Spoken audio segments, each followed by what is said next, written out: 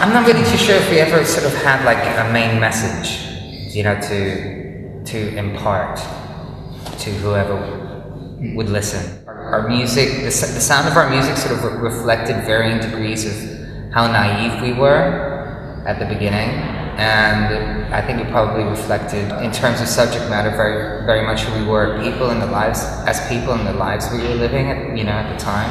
Every time that we've kind of made a record, we've reacted quite sort of vociferously against its predecessor. You know, this time around we've kind of made a record which is more diverse in terms of instrumentation, slightly more schizo, sort of covers more ground sonically, takes a few more risks, and in terms of songwriting is like really, I think, more direct and much more vulnerable in places than we've been before.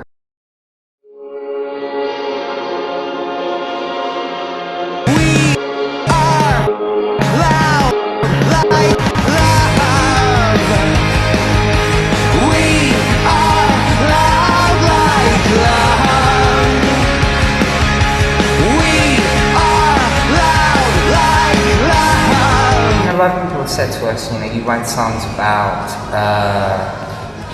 drugs, or you write songs about this and that, you know, like specific things, and I really don't think that's true. I think we've sort of always either written about ourselves or written about people and their relationships to, you know, to these things, like, for example, their relationships to drugs, or, you know, or to sex or whatever. And I think it really sort of comes into its own very, very clearly and very honestly on this record. You know, it's basically a record about people in relationships and the way that they interact with each other, or they don't interact with each other, and their expectations, and how their expectations get crushed at times, and everything that sort of revolves situationally kind of revolves around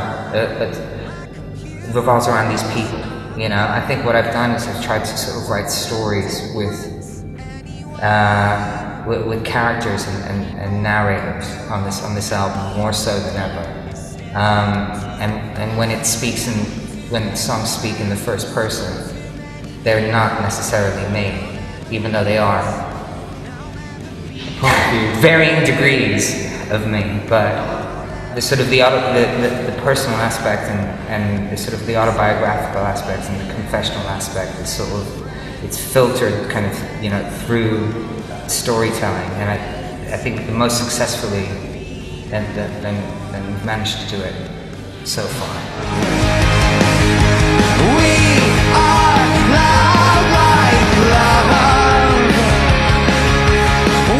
I feel that my relationship with my smartphone is probably one of the most significant relationships I have in my life at the moment, and that's disturbing to me. I don't social network, simply because I'm sort of a very kind of, I've become really, really private, more and more so as you know, as the years have kind of gone on.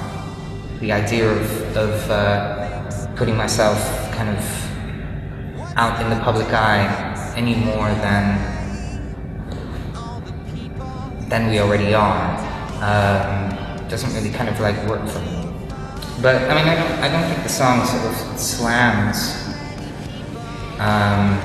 social networking and technology. I don't think technology in of itself is in any way evil.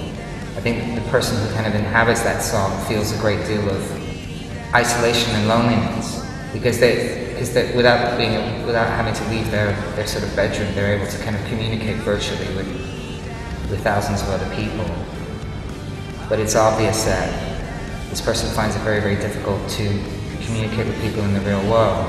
And to me, that's just kind of one example of perhaps how technology is kind of affecting the way that our social skills with each other and the way that we communicate in the physical world. We are loud like love. We are loud like love. We are loud like love.